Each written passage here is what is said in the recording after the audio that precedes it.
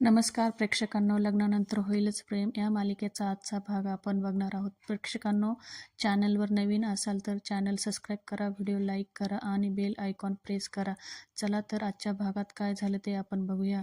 पहिल्या सीनमध्ये नंदिनी चित्रासंगे बोलत असते. चित्रा, मला माहिती आहे फंडाच्या चौकशीसाठी तू फोन केला आहे ना. नंदिनी म्हणते, माझे प्रयत्न सुरू आहे ग.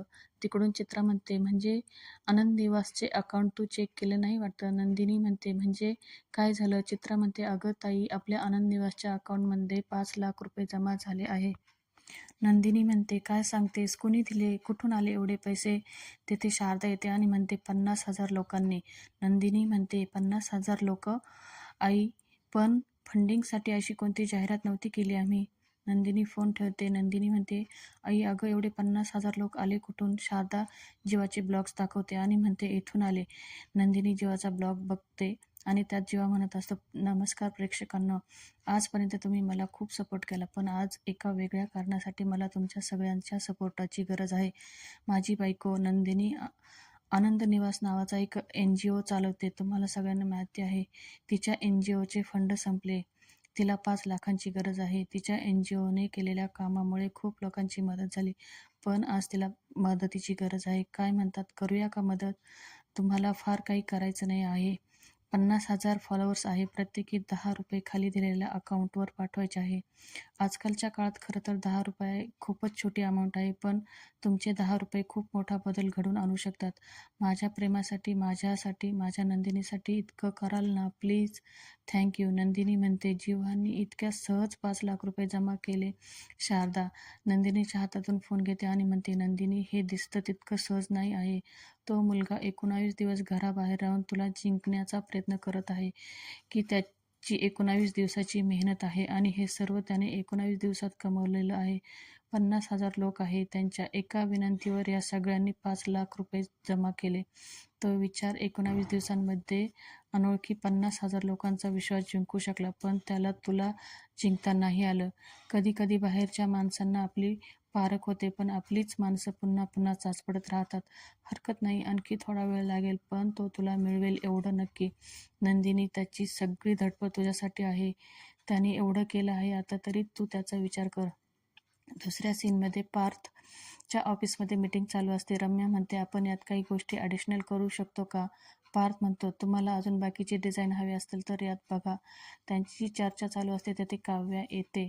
काव्या पार्थला हाताने इशारा करून बोलवते, पण पार्थ लक्ष देत नसतो. मग ती सर्व पार्थजवळ येते. रम्या काव्याला बघून म्हणते, काय हे काय? काव्या म्हणते, सॉरी हां, तुमची मीटिंग चालू आहे, मला मध्येच यावं लागलं. पार्थला म्हणते, अहो पण डबा विसरलात तुम्ही म्हणून आले, हा घ्या. रम्या म्हणते, चालू मीटिंगमध्ये असं सुरू नाही, एवढं बेसिक सेन्स नाही आहे का तुला? होणाऱ्या IASला. त्यातला एक जण म्हणतो, काय तुम्ही IAS होणार? काव्या म्हणते, गुड. मी तुमचा एक व्हिडिओ पाहिला होता, पार्थच्या पाठीशी उभी डॅशिंग काव्या. काव्या म्हणते, थँक्यू सर, पण अहो मी तेच केलं जे नवऱ्याच्या पाठीशी उभी असलेली कुठलीही बायको करेल. काहीच वेगळं नाही केलं मी त्यात. असं, यू कॅरी ऑन. सॉरी हां. पार्थ म्हणतो, बसा तुम्ही. त्यातला एक जण म्हणतो, तुम्ही या सिक्सरवर रिवर्क करायला पाहिजे. आम्हाला कन्सेप्ट अर्धवट वाटते. तुम्ही आता मेन्शन केलं त्याप्रमाणे देवघर, swimming pool, party area, open youth capital, त्यानंतर वर्क फ्रॉम होम करण्यासाठी वर्क एरिया आणि मुलांसाठी प्ले एरिया, याशिवाय या प्रोजेक्टमध्ये आणखीन काहीतरी हवं आहे. हे सगळं असूनसुद्धा हा प्रोजेक्ट आम्हाला अपूर्ण वाटतोय. काव्या म्हणते, मी एक सुचवू का? सगळे काव्याकडे बघतात. काव्या म्हणते, पार्थ देशमुख यांचं आयुष्य आणि हा प्रोजेक्ट मी पूर्ण करू शकते. रम्या म्हणते, तू इथंच अजून? पार्थ म्हणाला ना, तुला बाहेर बस, तो येईल. आमची मीटिंग अजून सुरूच आहे. अशा वेळेमध्ये येऊ नये एवढे बेसिक कळायला हवं एका होणाऱ्या IAS शिकणाऱ्या मुलीला. पार्थ म्हणतो, थांब रम्या, प्लीज सिट डाऊन. पार्थ काव्याला म्हणतो, सांगा तुम्ही हे अपूर्ण राहिलेलं पूर्ण कसं कराल? काव्या पार्थ देशमुख. येथे रम्याचा पक्का जळफाट होतो जेव्हा पार्थ म्हणतो, काव्या पार्थ देशमुख. दुसऱ्या सीनमध्ये नंदिनी जीवासाठी पोहे घेऊन येते आणि म्हणते आता टेस्ट करा. जीवा म्हणतो आत्ता करेक्ट झाले. तुझ्या हातातली चव मिठात उतरली आणि मिठाची पोह्यात. नंदिनी म्हणते चव तर तुमच्यामुळे आली आहे जीवा. काय करू, फंड जमा होत नव्हते म्हणून थोडी डिस्टर्ब होते. म्हणजे माझ्या बाजूने मी प्रयत्न करत होते, पण तुमच्या मॅजिकमुळे माझ्याकडे 5 लाख रुपये जमा झाले. Thank you so much. जीवा म्हणतो बायकोसाठी काही पण. जीवा म्हणतो खरं सांगू का, मी तुला अडचणीत आणि टेन्शनमध्ये नाही बघू शकत आणि त्यासाठी काय वाटेल ते करायची तयारी आहे. नंदिनी म्हणते पोहे खाऊन घ्या. जीवा म्हणतो तू खाल्लेस का? नंदिनी म्हणते नाही, पण आता पोटभर खाईल. जीवा म्हणतो का नाही, तर मी आता येईल आणि तुला भरवायला. आणि दोघे हसतात. जीवा म्हणतो सुदामांच्या पोह्यानंतर नंदिनीचे पोह्यांचा नंबर लागला पाहिजे. नंदिनी तेथून निघते तर तिला आठवते की चित्रा नंदिनीला म्हणत असते की तू आणि जीवा दादा माझे कन्यादान कराल का? नंदिनी जीवाला म्हणते जीवा माझ्यासाठी एक कराल का? जीवा म्हणतो केलं. नंदिनी म्हणते आधी ऐकून तर घ्या. जीवा म्हणतो ऐकायची गरज नाही आहे, केलं. बरं सांग. नंदिनी म्हणते उद्या चित्राच्या लग्नाला माझ्या संगे येशाल का? जीवा म्हणतो काय? आणि जेव्हा आश्चर्यचकित होतो. काय म्हणाली? म्हणतो तू मला सोबत यायला सांगते? नंदिनी म्हणते हो जीवा. जीवा म्हणतो तू मला यायला सांगते आहे का? जीवा म्हणतो नक्की. आनंदाने छान तयार होऊन येईल. ठरलं तर मग. आणि आनंदाने नंदिनीला पोहे भरवतो आणि मोठ्याने ओरडत ए गुड्ड्या. येथे जीवाची नौटंकी चालू होते. आनंदाने उड्या मारतो, पाणी फवारतो. नंदिनी हसते. दुसऱ्या सीनमध्ये काव्या म्हणत असते देवघर, swimming pool with party area, play area, mini theatre, open terrace, work from home करण्यासाठी वर्क एरिया म्हणजे लहान मुलासाठी प्ले एरिया, सिनियर सिटीजनसाठी देवघर आहे, वर्क फ्रॉम करणाऱ्यांसाठी वर्क प्लेस आहे आणि मित्रमंडळींसाठी पार्टी एरिया म्हणजे घरातल्या प्रत्येक माणसासाठी त्या घरात काही ना काही आहे. पण बरोबर आहे तुमचं. ह्या सगळ्यात एक गोष्ट नक्कीच अपूर्ण आहे. ह्या घरामध्ये ह्या घरातल्या बाईसाठी काहीच नाही. रम्या म्हणते वर्क प्लेस फक्त काय पुरुषांची मक्तेदारी नसते. म्हणजे तेथे घरातली स्त्री जाऊन काम करू शकते. देवघरात पण ती जाते. शिवाय पार्टी एरियात ती तिच्या फ्रेंडसोबत पार्टी एन्जॉय करू शकते. म्हणजे काय ते हे संपूर्ण घर त्या स्त्रीचंच असतं ना. मग त्याच्यासाठी वेगळं रूम कशासाठी? काव्या म्हणते बरोबर आहे रम्या मॅडम. अर्थातच वर्क फ्रॉम एरिया हा फक्त पुरुषांची मक्तेदारी नाही, पण तेथे काम करणारी बाई नसते, एम्प्लॉई असते, एक माणूस असते. ते तिचं काम झालं. पण त्याच्या पलीकडे घरातील देवघर घरातील बसू शकते, पार्टी एरियात पार्टी करू शकते, पण तिच्यासाठी बनलेल्या जागा नाही त्यांना. म्हणून तिच्यासाठी तिची एक अशी जागा असायला हवी जिथे तिची स्पेस जगू शकते, तिला जे हवं ते ती करू शकते. जेव्हा एखादी मुलगी लग्न करून तिच्या सासरी जाते तेव्हा तिचे कपडेसुद्धा तिच्या नवऱ्याच्या कपाटात थोडीशी जागा करून ठेवते. सासूबाईंच्या किचनमध्ये तिच्यासाठी थोडी जागा शोधते. सासरी देवघरात नेहमीच्या देवांमध्ये तिची अन्नपूर्णासाठी जागा शोधते. असंच होतं प्रत्येक वेळेस. कित्येक घरांमध्ये फोटो फ्रेम्स लावलेल्या असतात. अगदी 4-4 पिढ्यांपासून सगळ्यांची फोटो असतात. मला सांगा असं कुठलं घर आहे, असं कुठलं सासर आहे ज्या सासरी सुनबाईचे लहानपणाचे फोटो लावलेले असतात? म्हणून म्हणते तुमच्या प्रोजेक्टमध्ये, तुमच्या प्रोजेक्ट थीममध्ये अशी एक तिची जागा असायला हवी जिथे तिच्या वस्तू मोका श्वास घेतील. का सर पाठवणी केल्यानंतर मुलीच्या माहेरच्यांना असं वाटतं सासर ही तिची हक्काची जागा आहे आणि सासरच्या लोकांना वाटतं माहेर हे तिच्या हक्काची जागा आहे, तिथे तिला आराम मिळू शकतो. पण वास्तवात तिची अशी एकही जागा नसते. म्हणून तुम्हाला सांगते तुमच्या ह्या प्रोजेक्टमध्ये तिची एक अशी जागा ठेवा. मला खात्री आहे तुमच्या कस्टमरला ही आयडिया नक्की आवडेल सर. असंही काय असतं ना, लग्नानंतर नवरा, सासू सासरे, दीर, मुलं, घरातील कामं, बाहेरची कामं, पैसे कमवणं या सगळ्या गोष्टी ती निष्ठेने रोज करते. संसाराच्या सप्तपदीतील 7 पावले ती बाई रोज चालते. ती 7 पावलं थकवतात तिला, दमते ती. म्हणून तिच्या या सिक्सरमध्ये तिची अशी एक जागा नको का? तिची अशी एक रूम नको का जिथे ती मोका श्वास घेईन, अगदी मन मोकळेपणाने बागडेल, गिरक्या घेऊ शकेल, हसू शकेल, रडू शकेल, तिला जे हवं ते करू शकेल. तिला पाहिजे असेल तर ती व्यायाम करू शकेल किंवा तिचा वेळ घेऊन ती छान तयार होऊ शकेल किंवा काहीच न तिच्या सगळ्या चिंता, सगळ्या काळज्या तिच्या खोलीबाहेर उभ्या करून तिच्या खोलीमध्ये ती गाढ झोपू शकेल. आहे ना? आजपर्यंत सगळ्यांनी मास्टर बेडरूम पाहिली आहे, गेस्ट रूम पाहिली आहे, किड्स रूम पाहिली आहे, पण तिची रूम नाही पाहिली. पण आता ती सगळ्यांना बघायला मिळेल पार्थ देशमुख यांच्या प्रोजेक्टमध्ये.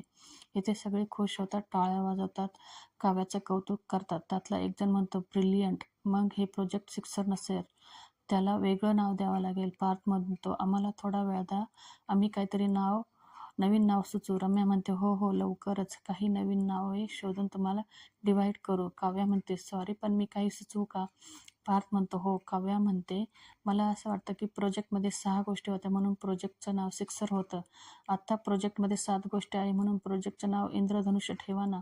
7 रंग, 7 आकर्षणं, इंद्रधनुष्य. सगळ्यांना खूप आवडतं. सगळे खूप टाळ्या वाजवतात. रम्या मात्र डोक्याला हात लावून बसते. त्यातला एक जण म्हणतो काव्याजी खरंच खूप छान आहे. मान गए आपको. एक सांगू का, तुम्ही खूप चांगला IAS अधिकारी व्हाल. कसल्या स्मार्ट आहात तुम्ही. काव्या म्हणते हो. मग बायको कुणाची आहे? पार्थ म्हणतो आय ॲग्री. काव्या तुम्ही खरंच एक उत्तम IAS अधिकारी व्हाल, कारण तुम्ही खूप हुशार आहात, संवेदनशील आहात आणि विशेष म्हणजे पटकन निर्णय घ्यायची क्षमता आहे तुमच्यात. Brilliant. You are brilliant today. Kavya म्हणते फक्त टुडे? आणि इथे सगळे हसतात. दुसऱ्या सीनमध्ये मालिनी देवाची पूजा करत असते आणि म्हणत असते माझ्या लेकांना आणि सुनांना सुखी ठेव रे बाबा. कसं आहे माझं ते दुसरं पोरगं पाठीमागून जेव्हा एकदम हळू येतो. मालिनी म्हणते बायकोला जिंकण्यासाठी एवढी परीक्षा द्यावी लागते त्याला. माझा जीवा मला दिसत नाही आहे दिवसेंदिवस. बाप्पा कसा आहे रे माझा जीवा, त्याला सुखात ठेव. जेव्हा पाठीमागून म्हणतो तथास्तु. मालिनी म्हणते बाप्पा मला दिवसा ढवळ्या जीवाचा आवाजाचा भास व्हायला लागला आहे का? जेव्हा म्हणतो गई भैसवा पाणी में. आणि मालिनी मागे वळून बघते तर जीवा उभा असतो. ते दोघं खूप हसतात, एकमेकांना मिठी मारतात. जीवा मालिनीला उचलून घेतो, एकमेकांना मिठी मारतात. जीवा मालिनीला उचलून घेतो, गोल गोल फिरवतो. मालिनी म्हणते कसा आहेस रे? जीवा म्हणतो हम तो एकदम बढ़िया, तुम कैसे हो? तुम्हार लड़का सामने खडा है. जीवा म्हणतो आता मला तुझ्या मांडीवर शांत झोपू दे. नंदिनी म्हणते कसा आहे रे बाळा जीवा? जीवा म्हणतो हम तो एकदम बढिया हो. नंदिनी म्हणते काय रे तुझं हे नवीन भलत्याच भाषेत बोलतो आहेस तू? जीवा म्हणतो बरोबर, तुला माहीत नाही ना काय झालं तर? मला अडवण्यासाठी तेथे एक गुड्डू नावाचा वॉचमन ठेवला आहे. नंदिनी म्हणते तय्यबली? कोण गुड्डू? जीवा म्हणतो असं काय करते आई? तय्यबली म्हणजे नंदिनीचे बाप. त्यांनी मला अडवण्यासाठी गुड्डू नावाचा वॉचमॅन ठेवलाय. त्याची ही भाषा आहे. पण मी काय केलं त्याच्याशीच गट्टी केली. तो आता आपला मस्त तांबडा पांढरा रस्सा खातो आणि मी मस्त त्याच्या हाताची लिट्टी चोखा खातो. मालिनी म्हणते तू त्या वॉचमॅनशीच गट्टी नाही केली तर त्याच्या भाषेशी सुद्धा गट्टी केली. मालिनी म्हणते जेव्हा तुला असं वॉचमॅन बरोबर राहावं लागतं. जेव्हा म्हणतो का वॉचमॅन माणूस नाही आहे का? मालिनी म्हणते असं कुठं म्हटलं मी. पण जेव्हा देशमुखांचा मुलगा असा उघड्यावर आंघोळ करतो, रिक्षात झोपतो, वॉचमॅन बरोबर राहतो म्हणल्यावर आईचं मन तुटणारच ना. जेव्हा म्हणतो आई तू ना रडू नकोस प्लीज, नाही तर तू जर रडली तर माझंही मन तुटेल. तोहरे असू बडे अनमोल हे. आणि दोघेही हसतात. मालिनी म्हणते कधीतरी सिरियस हो रे जीवा. जीवा म्हणतो हो ग, तू नको लोड घेऊस. मला सांग प्रेमात आणि युद्धात सगळं माप असतं ना? त्यात तर माझं नाव जंगे मेजा आहे. मालिनी म्हणते काय आहे? जेव्हा म्हणते जंग मेजे. मालिनी म्हणते मी नाही ठेवलं. जेव्हा म्हणतो स्वात्याने ठेवलं. जेव्हा म्हणतो म्हणजे मी जिंकणारच ना. मालिनी म्हणते जिंकणार तर तू आहेस रे, पण जेव्हा अजून किती दिवस लागतील रे. रोज आठवण येते तुझी इथे. इथल्या घरातल्या सगळ्यांना असं वाटतं की आईला जीवाची आठवण येत नाही, पण तसं नाही आहे रे. रोज जेवायला घेतलं ना, घास हातात घेतला की हात अडकतो.